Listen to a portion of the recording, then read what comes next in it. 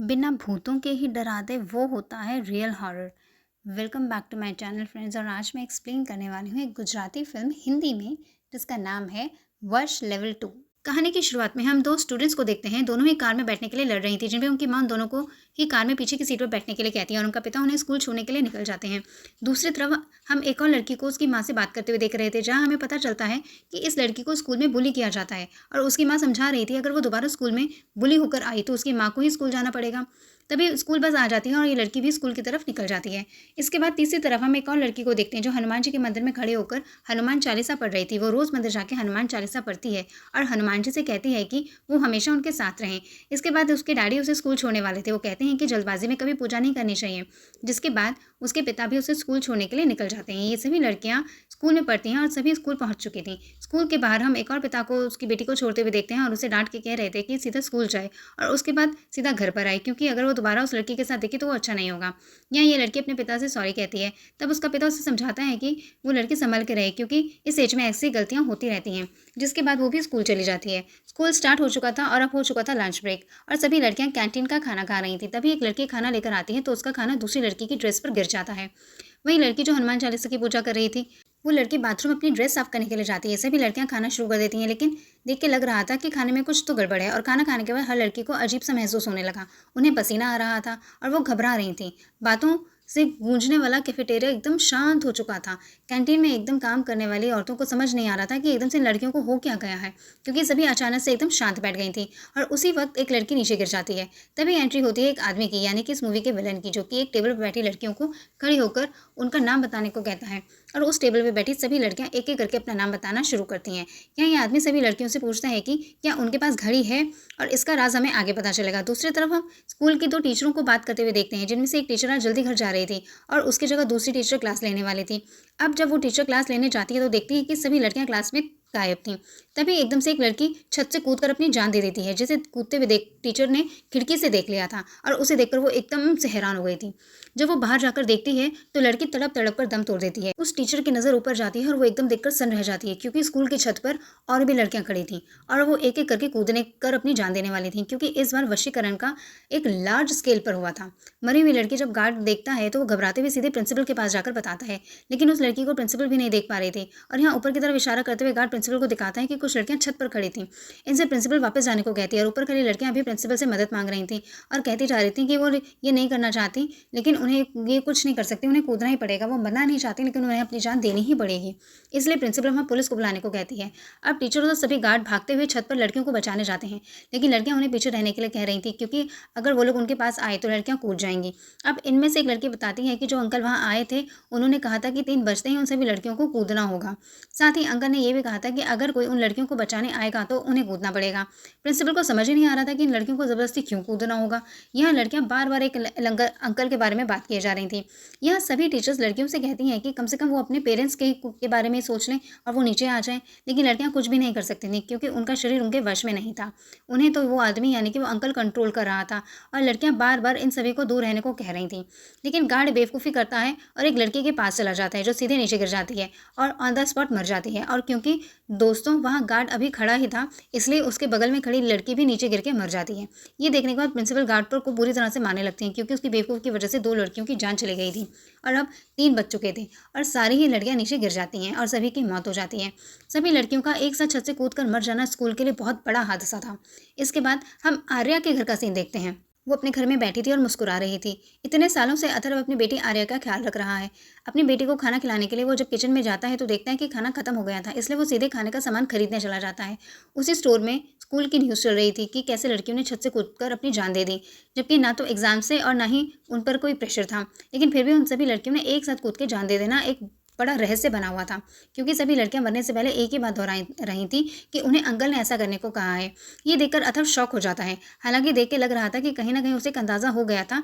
अब सभी मीडिया वाले इस न्यूज़ को कवर करते हुए स्कूल पहुंचकर प्रिंसिपल का इंटरव्यू लेते हैं और ये सारी न्यूज़ अथर्व देख रहा था। वो समझ गया था कि मामला क्या है, लेकिन स्कूल में अभी भी लड़कियां थीं जिनके पेरेंट्स स्कूल के बाहर खड़े थे और वो किसी भी तरह से अंदर जाकर अपनी बेटियों के बचाना चाहते थे, पर पुलिस ने उन्हें रोक रखा था। अभी भी बची हुई लड़कियां कैंटीन में बैठी हुई थी और एकदम शांत थीं। इस हादसे ने स्कूल के लोगों को इस हद तक डरा दिया था कि प्रिंसिपल कुछ बोल ही नहीं पा रही थी। उधर अथर्व न्यूज़ देखने के बाद घबराया हुआ घर पर आता है और सीधे प्रताप से जाकर पूछता है, जिसे हमने पहली मूवी में देखा था, वश में। अथर्व प्रताप से जानना चाहता है कि उसके जैसे और कितने लोग हैं, क्योंकि उसके लिए ये जानना ज़रूरी है कि ये विद्या कितने लोग जानते हैं। लेकिन प्रताप अथर्व को कुछ नहीं बताता, उल्टा हंसने लगता है। अथर्व समझ जाता है कि जिस अंकल ने लड़कियों को कूदने को कहा, प्रताप उसे जानता है। दूसरी तरफ स्कूल में पुलिस सच पता लगाने की कोशिश कर रही थी। वो लड़की जो हनुमान चालीसा पढ़ रही थी, वो इसलिए बच गई क्योंकि हनुमान जी ने, कह सकते हैं कि, उसको बचा लिया, क्योंकि उसकी ड्रेस पर खाना गिर गया था और वो बाथरूम में जाकर उसे साफ करने चली गई थी। वो लड़की पुलिस ऑफिसर को बताती है कि उसे कुछ भी नहीं पता, क्योंकि जब वो बाथरूम से वापस आई तो उसने सभी को चीखते चिल्लाते देखा और वो डर के मारे वहीं छुप गई थी। लेकिन उसने वहाँ किसी अंकल को नहीं देखा। तभी पुलिस ऑफिसर का एक साथी उसे आकर बताता है कि सुबह से सीसीटीवी कैमरा नहीं चल रहे हैं, इसलिए पुलिस ऑफिसर सर्विलेंस वाले को बुलाने को कहता है। जिसके बाद ये ऑफिसर सारी लड़कियों से मिलता है। ऑफिसर सभी लड़कियों को शांत करने की कोशिश करता है, ये कहकर कि सब कुछ अंडर कंट्रोल है। तभी एक लड़की इस ऑफिसर के पास आकर कहती है कि अंकल ने उसे उसके लिए एक मैसेज दिया है कि पुलिस वालों को प्रताप को ढूंढना है, क्योंकि अंकल ने ये बात पुलिस वालों के हेड से ही कहने को कहा था। ऑफिसर जब ये जानने की कोशिश करता है कि आखिर ये अंकल कौन है, तो वो लड़की उसे बताने से मना कर देती है, क्योंकि अंकल ने उसे कुछ ना बताने के लिए कहा था। पर दोस्तों, ये तो सिर्फ एक मैसेज था। यहाँ एक और मैसेज इस ऑफिसर को मिलता है, अगर उसने प्रताप को नहीं ढूंढा तो शहर के हालात और ख़राब हो जाएंगे, क्योंकि जो 10 लड़कियां अभी तक मरी हैं वो तो सिर्फ एक शुरुआत है। यानी अगर प्रताप को नहीं ढूंढा गया तो सारी लड़कियां मारी जाएंगी। इसलिए वो लड़की वहाँ बैठी सारी लड़कियों से कहती है कि उसने सारे मैसेजेस दे दिए हैं। इसलिए वहाँ बैठी सारी लड़कियां पागलों की तरह वहाँ से भाग जाती हैं और रास्ते में आने जाने वाले सभी लोगों को धक्का देकर वहाँ से चली जाती हैं। ये जो 2 औरतें कैफेटेरिया में काम कर रही थी, उन्हें अंकल ने मार दिया था ताकि कोई भी अंकल के बारे में पता ना लगा पाए। सारी लड़कियां बेकाबू होकर स्कूल से बाहर भाग जाती हैं। उन्हें पता ही नहीं था कि वो क्या कर रही हैं, यहाँ तक कि वो अपने माता पिता पर भी हमला कर देती हैं और आगे बढ़ जाती हैं, मानो उन्हें कोई मिशन दिया गया हो। और वो तब तक नहीं रुकेंगी जब तक उनका काम पूरा नहीं हो जाता। अगर कोई बीच में आया तो वो उन्हें जान से मार देंगे। लड़कियों के भाग जाने के बाद ऑफिसर अपने साथी को किसी भी एक लड़की को की फोटो खींचकर सारे स्टेशन में भेजने के लिए कहता है, ताकि अगर किसी को भी यूनिफॉर्म पहने हुए कोई लड़की दिखाई दे तो पुलिस वालों से अरेस्ट कर लें, क्योंकि बाहर भागने वाली ऐसी 40-50 लड़कियां हैं। साथ ही उसने फीमेल कांस्टेबल, एम्बुलेंस और फायर ब्रिगेड को भी बुला लिया था, क्योंकि वो ये नहीं चाहता है कि कोई भी लड़की स्कूल से बाहर जाए। ये जो भी हो रहा था वो बहुत ही भयानक था। इस पुलिस ऑफिसर ने ऐसा पहले कभी भी नहीं देखा था। अब हम देखते हैं कि स्कूल की लड़की बस में चढ़ जाती है और बस की स्टीयरिंग घुमाकर उसका एक्सीडेंट करवा देती है। लड़कियां बेकाबू होकर चारों तरफ शहर में घूम रही थी। एक लड़की तो एक आदमी को कार से उतार कर उसे काट लेती है और दूसरी लड़की एक माँ और बेटी को जान से मार देती है। शहर में हर जगह लाशें बिछना शुरू हो गई थी। एक लड़की तो पेट्रोल पंप पे जाती है और वहाँ जोर का धमाका हो जाता है। इन सभी घटनाओं के बाद शहर में कर्फ्यू लग चुका था। लोगों को घर में ही रहने के लिए कहा गया था। साथ ही स्कूल ड्रेस वाली लड़कियों से सावधान रहने को भी कहा जाता है, क्योंकि उनके सर पर खून सवार था, जिससे पूरा शहर खौफ से भर गया था। सभी आई विटनेस ने बताया कि उन्हें ऐसा लग रहा था कि मानो लड़कियों को मानसिक बीमारी हो। शहर में घूम रही लड़कियों में से कुछ की रील वायरल हो जाती है, जिस वजह से पुलिस उन्हें पकड़ पाती है और उन्हें सुरक्षित जगह पहुंचा देती है। लेकिन अभी भी स्कूल की में 150 लड़कियां हैं। ये सारी न्यूज़ अथर्व देख रहा था, जिसे देखकर वो हैरान था, क्योंकि उसे इस तरह की उम्मीद नहीं थी। अथर्व को यहाँ एक सबसे बड़ी शॉकिंग न्यूज़ पता चलती है कि उन सभी लड़कियों के साथ ऐसा इसलिए किया गया था क्योंकि उन्हें प्रताप को ढूंढना है। दुनिया में कोई नहीं जानता कि प्रताप कौन है सिवाय अथर्व के। उस रात अथर्व प्रताप के हाथ पैरों मुंह चेन से बांधकर सीधे स्कूल की तरफ निकल जाता है। स्कूल के अंदर हम देखते हैं कि सभी बच्चों के पेरेंट्स उनके पास बैठे हुए थे, जिन्हें अपनी लड़कियों को समझाने को कहा जा रहा था। तभी सभी मैसेज दे रही लड़की पुलिस वाले को एक और मैसेज देती है कि उनके पास अब सिर्फ 5 मिनट हैं प्रताप को ढूंढने के लिए, और अगर ऐसा नहीं हुआ तो आगे जो कुछ भी होगा उन्होंने सोचा भी नहीं होगा। पुलिस वाला यहाँ उस अंकल के बारे में जानने की कोशिश करता है। तभी उसका साथी आता है, जो बार बार उसे कुछ बताने की कोशिश कर रहा था, लेकिन पुलिस वाला चिल्लाकर उसे रुकने को कहता है।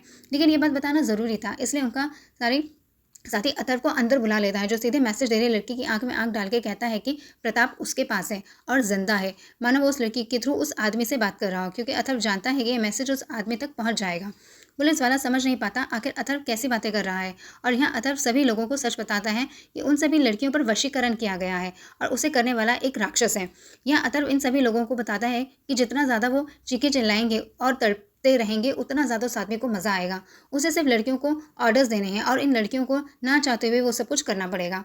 साथ ही वो ये भी बताता है कि उन्हें कोई रोक नहीं सकता, और अगर किसी ने उन्हें रोकने की कोशिश की तो लड़कियां सिर्फ चीखेंगी, चिल्लाएंगी और उनसे मदद मांगेंगी, लेकिन कोई भी उन्हें बचा नहीं पाएगा। लेकिन पुलिस वाले को इस पर यकीन नहीं था। अथर्व इससे पहले इससे ज़्यादा भयानक देख चुका है, लेकिन सभी लोग अथर्व से इस वशीकरण को रुकवाने का तरीका जानना चाहते हैं। इन्हें लगता है कि अगर प्रताप मिल जाएगा तो ये सब कुछ रुक जाएगा, पर ऐसा होगा नहीं, क्योंकि प्रताप भी एक राक्षस ही है, जो हमने पहली मूवी में देख रखा है। और अब अथर्व उस अंकल से मिलना चाहता है जिसका ये सब कुछ किया धरा है। अथर्व जानता है कि वो आदमी इन लड़कियों पर अपनी आंखों से ज़्यादा दूर नहीं रखेगा, और वो अंकल यानी कि वो आदमी अथर्व को वहीं बैठा मिल जाता है। ये आदमी अथर्व को चिढ़ाते हुए कहता है कि उसका प्रताप के साथ एक्सपीरियंस काफ़ी अच्छा है। यहाँ हमें पता चलता है कि आदमी आदमी प्रताप का छोटा भाई है।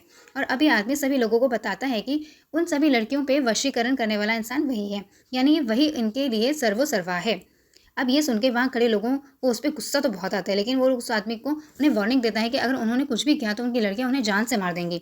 वो पुलिस वाले को दूर खड़े रहने के लिए कहता है, जिसके बाद वो मैसेज दे रही लड़की से बात करता है क्योंकि उसने बताया था कि आगे क्या करना है, लेकिन इस लड़की को याद नहीं था, जिस वजह से वो आदमी यानी कि वह विकृत उस लड़की को ज़ोर से तमाचा मारता है। और जब उसके माता पिता उसे बचाने की कोशिश करते हैं तो ये आदमी उन्हें पीछे हटने को कहता है, और ये आदमी अपनी ताकत से इन लोगों को दिखाना चाहता था, इसलिए वो मैसेज दे रही लड़की से चाकू से अपने हाथ काटने को कहता है, और वो अपना हाथ काट लेती है।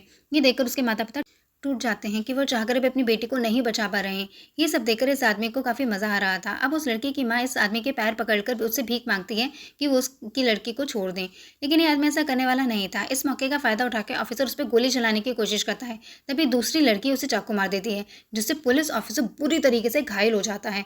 और अब मैसेज दे रही लड़की बेहोश होकर गिर जाती है, और ये आदमी सभी पेरेंट्स को बाहर जाने को कहता है, लेकिन कोई भी अपनी लड़की को इस हालत में देखकर जाना नहीं चाहेगा। इसलिए ये आदमी प्रिंसिपल से कहता है कि वो सभी पेरेंट्स को बाहर करें। प्रिंसिपल सभी से रोते हुए गिड़गिड़ाते हुए बाहर जाने को कहती है, लेकिन कोई भी नहीं मानता है। पर अब अतर सभी पेरेंट्स से बाहर जाने को कहते हैं क्योंकि उन्हें उस आदमी की बात माननी पड़ेगी, लेकिन कोई भी बात नहीं मानता है। यहाँ इस आदमी को पता चलता है कि लड़की को गन चलानी आती है, इसलिए वो गन देकर कहता है कि अगर कोई भी बाहर जाने से मना करे तो ये लड़की उन्हें गोली मार दे, और शुरुआत इसी के पेरेंट्स से करनी होगी।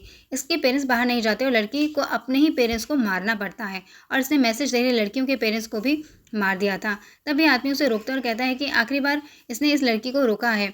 लड़की अब सभी को बाहर जाने को कहती है, और डर के मारे सभी पेरेंट्स बाहर चले जाते हैं। और अब ये आदमी अथर्व से बात करता है, जहाँ उसे पता चलता है कि अथर्व की बेटी आर्या पर प्रताप ने 12 साल से वशीकरण करके रखा है, और प्रताप को अथर्व ने अपने ही बांध कर रखा है, जो रोज़ अथर्व से मरने की भीख मांगता है। ये सुनकर आदमी बौखला जाता है। अथर्व से तमीज़ से बात करने को कहता है, लेकिन अथर्व को इससे कोई फ़र्क नहीं पड़ता। और जब वो आदमी उसे धमकी देता है तो अथर्व उस आदमी से कहता है कि अगर वो चाहे तो उसे मार सकता है, क्योंकि कई साल से वो एक मरे हुए की ही ज़िंदगी जी रहा है। अगर ये आदमी इन लड़कियों के साथ कुछ भी गलत करके उसे धमकी देने की कोशिश कर रहा है तो वो चाहे इन लड़कियों को मार सकता है, क्योंकि अथर्व उन लड़कियों को नहीं जानता और ना ही उनके साथ उनका कोई कनेक्शन है, क्योंकि इतने साल से प्रताप के साथ रहकर वो भी बदतर बन चुका है। और ये आदमी अथर्व को एक और ऑफ़र देता है कि अगर उसने प्रताप को दे दिया तो वो उनको छोड़ देगा। और यहाँ अथर्व अपनी एक शर्त रखता है कि वो उसे प्रताप दे देगा, लेकिन इस आदमी को उसकी बेटी को वशीकरण से निकालना होगा। ये सुनते ही आदमी अथर्व पे चिल्लाता है, क्योंकि उसके हिसाब से अथर्व ही उसके सामने खड़े होने के औकात नहीं है। तभी पीछे से एक लड़की ज़ोर से सांस लेती है, और यह आदमी उस लड़की से कहता है कि वह सांस लेना बंद कर दे, जिससे वो लड़की अपनी सांसें रोक देती है और तड़प तड़प के मर जाती है। ये कहने के बाद अथर्व वहाँ से जा रहा होता है, तभी वो आदमी उसे रोकता है और देख के लगता है कि अथर्व भी नर्वस था, लेकिन वो अपने डर को जता नहीं रहा था। अब एक लड़की बाहर आकर प्रिंसिपल से कहती है कि वो उस आदमी को अंदर बुलाया है। अंदर आ जाने पर वो आदमी प्रिंसिपल से कहता है कि बस 2 बसों का इंतज़ाम करें, क्योंकि अब ये लड़कियों के साथ अथर्व के घर जाएगा। जाने से पहले वो प्रिंसिपल को वार्न करता है कि वो उनका पीछा ना करें, क्योंकि बस में ट्रैकर लगे हुए हैं। प्रिंसिपल सिर्फ उन्हें देख सकती है, लेकिन अगर उसने पुलिस को उनका पीछा करने को कहा तो वो उन लड़कियों को या तो पुलिस से मरवा देगा या फिर उन लड़कियों को ही जान से मरवा देगा। साथ ही वो प्रिंसिपल को ये भी बताता है कि सूरज की पहले किरण के साथ वो इन लड़कियों को छोड़ देगा। अब ये आदमी इन लड़कियों के साथ अथर्व के घर की तरफ निकल जाता है, और एक मीडिया वाला इसकी फ़ोटो खींचने की कोशिश करता है, तो प्रिंसिपल उसे रोक देती है, जैसा कि इस आदमी के ऑर्डर्स थे। रास्ते में जाते हुए एक लड़की को एक आदमी को पीट कर मारते हुए देखते हैं। तभी वो आदमी उस लड़की को बस में चढ़ने को कहता है, लेकिन वो उसकी बात नहीं मानती और भाग जाती है, जो देख के अथर्व भी हैरान था। उसे समझ में नहीं आता। यहाँ ये आदमी अथर्व से पूछता है कि प्रताप जैसा इतनी शक्ति हासिल करने वाला इंसान उससे हार कैसे गया, जिसमें अथर्व उसे कहता है कि एक बार जब वो प्रताप से मिलेगा तो उसे समझ में आ जाएगा। और जब अथर्व उससे उल्टा सवाल करता है कि इतने सालों के बाद उसे भाई के लिए प्यार कैसे जाग गया, ये आदमी ये शब्द सुन के हंसता है और बताता है कि वो कई सालों से प्रताप को ढूंढ रहा है। उसने फ़ोन करने की भी कोशिश की, लेकिन उसका फ़ोन नहीं लगता। ये प्रताप के घर जाकर उसे ढूंढना चाहता था, लेकिन वहाँ उसकी लड़कियाँ घर पर गहरा पहरा दे रही थी।